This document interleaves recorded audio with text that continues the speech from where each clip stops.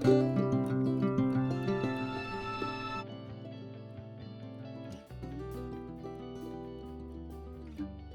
is Scott the Fix-It Guy. Today we have a Frigidaire dishwasher. The customer mentioned that it just isn't draining, so we're going to take a look and see what could be doing it. So when we look in there, we see a lot of water, so something's preventing it from draining. We're going to check a few things. One thing we'll try first is just the cancel button. Alright, so we should hear it. Maybe we can hear the drain motor kick in when we close it. Cancel. Theoretically that should go to drain now. Should activate it. I'm not hearing anything. Reach in here and feel anything. Oh, you know what? When I get closer, I can hear the drain motor humming. So what this means is that something got caught, like a little piece of glass, in the drain motor. So I'm going to get the dishwasher out and just get that little piece of glass or ceramic out. It's going to be pretty easy. First thing I'll do is I'll get the water out of the inside by bailing it out. You can just use like a mug or cup to start the bailing. And then when you get near the end, I usually use a turkey baster. You even get a little pump, electronic pump that'll do this too. But it's pretty quick and easy just to use a cup. I'm bailing out the water. I decided to move a little bit of the filter, and there's a lot of debris in here, so I think that there's just a ton of junk. And this is a case where the customer does not rinse their dishes, and this is what will happen. The dishwasher will not work well, and it will. This is the problem. So it's going to be a matter of just getting all this crud out from where the drain is, and it's going to work fine. And also it'll clean a lot better once we remove all this stuff. So it is really wise to rinse your dishes. So I got the filter off, and we can see the filter is massively clogged. So it's a wonder this machine could even clean dishes at all. It's just way too much debris. And I'm just using now, I bailed out most of the water. I'm just using a turkey baster to get the final amount. And we're going to see if we can get all this crud out of the way, and then also we'll check on the drain pump, because something is blocking the drain pump. I got a feeling it's just some of this debris. I'll show you guys how we do this. But a lot of junk in there, right? That's all stuff that can get pulled into the circulation motor and cause all kinds of problems. So please rinse your dishes. Do the next step. So here's the turbidity sensor down here, and it's just got a bunch of crap in the way too. Wow. Just gonna get all this stuff out. Okay. That's the area called the sump. Pretty clean. We're gonna get a little cleaner, and then I'm gonna pull the dishwasher out and see what's clogging the pump itself. It could be all kinds of stuff. All right.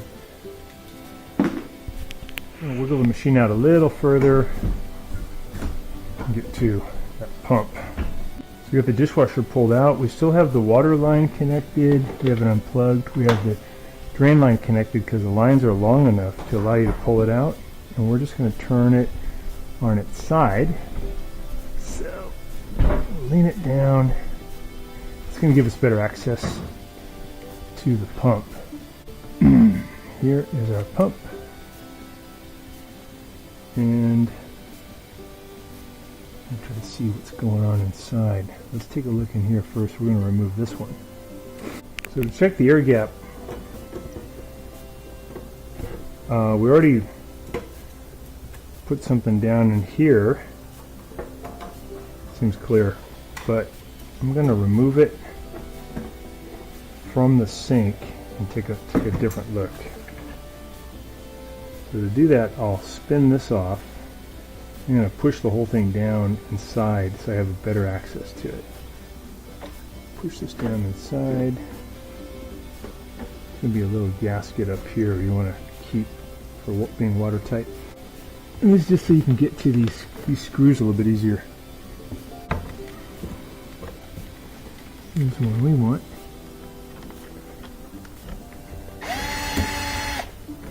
That screw off. So I'm just pulling the drain hose off of the air gap right now.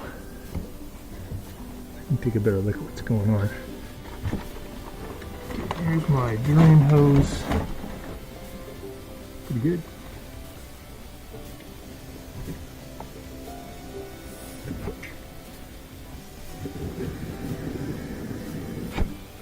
So I'm pushing air in there pretty hard. I can hear it gurgling around in there. So I think we got good flow. Make sure that's clear. You can see light through there. It looks good. I like it. Distance, and now I can hear it flowing. Maybe something in the tube got shot through. Let's see if it's going to work now. So put that tube back on. Up on the air gap. Put this one back up. Tighten up that screw.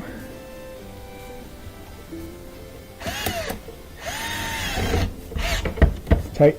I'm going to push this thing back up. And what I usually do is I'll put my finger down here so I can kind of feel. Use my other hand. Push it up in there. It helps me index it so I can find it. There it is. Push it up.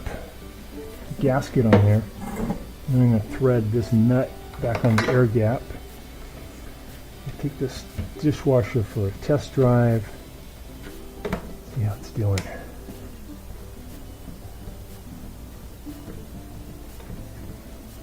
One test I like to do is when it does drain, I'm going to let it fill up, I'm going to let it drain. I like to see water shoot out of this about that high, maybe 3 or 4 inches. And I know the drain's really doing good. So I'm going to leave the cap off here for a second. We're going to start the dishwasher. Okay, we got power. It says power failure. That's normal because it's telling you the power went out. I'm going to select the cycle. Do quick wash. 50 minutes. Start. It's letting water in. See what happens. We have a full contingent of water now. Circulation motor is active, and we can actually hear it shooting around a lot better than it did previously, and that was the result of this filter being so clogged. So we're going to also clean that. Next thing I'll do is I'll press cancel. I want to see if I get some water coming out there.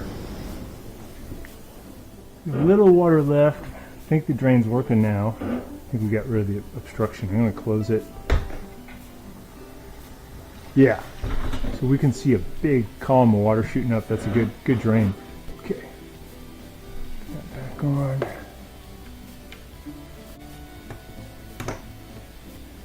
Put that back. We're just getting the surface stuff off of the screen. And you got to get in here and get all this stuff out too, because that is where the water flows. Should flow, wants to flow. So this filter's pretty good. It looks like it trapped a lot of the stuff before it got into the mechanism, but some definitely got in. Look at this stuff, so thick. This one, this port has to go that way.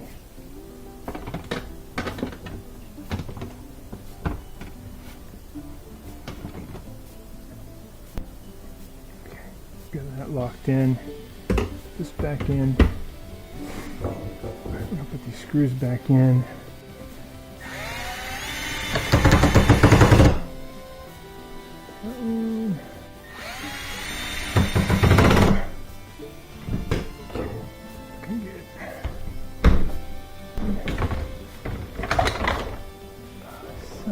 Biscuit.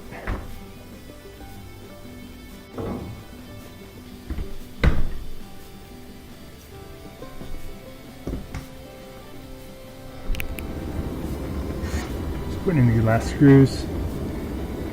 We can hear the circulation motor is just really doing good, pushing the water around really well. So that's a result of it being a lot cleaner. It was on quick wash. I'll cancel. Should start the drain motor. There we go. So it's flowing really good. We can hear it. Back working good. So thanks so much for watching, and please subscribe when you get a chance. Things we did again was we cleared the air gap, and we made sure there was nothing obstructing the impeller, and we cleaned the filter. A lot of bad stuff in there. So again, thanks for watching. Hi, this is Scott the Fix-It Guy. Today I just want to tell you really quickly about our exciting new membership levels for our channel. Plus you'll get really cool emojis like this one right here that's an animated type of a GIF. And the other one is the #1 Fix-It fan, which is a really cool level. That's level 2. We just have the 2 levels. That one allows you to have the same perks as the early preview member. But the really cool thing is you get live help for any kind of appliance problem or question that you have. And you'll have my text number, you'll have my email. We'll be able to do a Zoom call or FaceTime or text or email, whatever's best for you to help you resolve the problem. And usually I charge about $45 for that for non-members through Zoom calls. For you guys, it's just $4.99. It covers your membership, and then you can access information from me at any time. This is over 35 years of my experience as an appliance technician. I'll be able to get you any of my 2,500 different repair videos. I'll get you the best deals on parts through some links, and I can get you service manuals. I can get you diagrams of where these different parts are on your appliance. The main thing is to be able to save you money. If you have somebody come out and do the repair, you know, it's at least about $120 for them just to come out and take a look. And you'll be able to do most of these repairs for probably under $20 in parts. And I really am excited and have fun helping people to do these kind of repairs and to help you save money. So I look forward to you becoming a member of our channel, and I really appreciate all your support. And if you can join today, just click on the link below and we'll get you started, and I'll look forward to talking with you soon. Thanks again.